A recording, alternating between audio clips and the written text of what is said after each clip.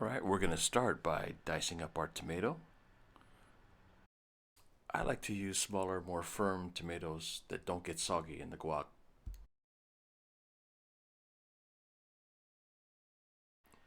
I like to mince the garlic by hand, or you could use a garlic press if you like, or even a store-bought minced garlic. But I truly believe that it is the fresh garlic that has everybody asking me, hey, what's in your guacamole? So I usually tell them something mystical like, I use a special root that can only be found in Punta Cabras, Mexico. Truth is, it ain't nothing but garlic. Let's get into these avocados. These are some great looking avocados. I'm just going to cut these right in half. Give them a twist to open it up. I'm going to take my knife, plunge it right into the pit, give it a twist, and it pops right out. Most of the time. Sometimes they stick in there a little bit. You got to use a little bit more force. Here's one of those stubborn avocado pits I was telling you about. Just make sure you get your knife in there a little deeper, and it'll come right out. I'm going to use a butter knife to cut about 4 or 5 slits in the avocado, and this is just going to make it easier for me to separate the avocado from the outer skin.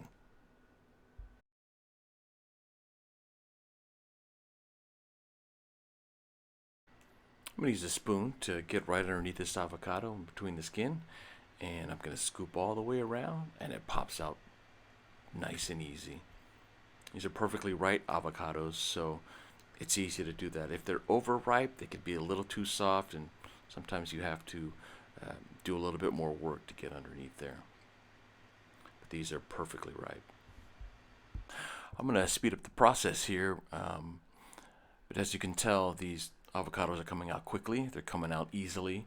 And the process of slicing them first and then pulling them out with the spoon is actually going to help me keep this a nice and chunky guacamole once I incorporate the rest of the ingredients. Here I'm going to use a butter knife to slice the avocado pieces into chunks so that I can more easily incorporate the rest of the ingredients that we have. And here I'm going to add a seasoning packet that I got at a local grocery store. You can usually find them right next to the avocados. It's going to add salt, pepper, garlic powder, and it really gives the guac a smooth and creamy consistency. I'm going to incorporate the seasoning packet into the avocados with a fork. I don't want to press down too hard and smash all the nice chunks that we have in here, but I do need to get everything mixed in. Now it's time to add that freshly minced garlic that we talked about earlier, and this is that one ingredient that's going to take your guac over the top in flavor. So we're just going to incorporate this garlic, but again, we want to make sure that we're not mashing down those beautiful chunks of avocado. And here we're going to add the beautiful red tomatoes that we cut up earlier. Adds a nice flavor, and it also adds a nice color. I'm going to fold in the tomato, again just being careful not to break down those beautiful chunks of avocado.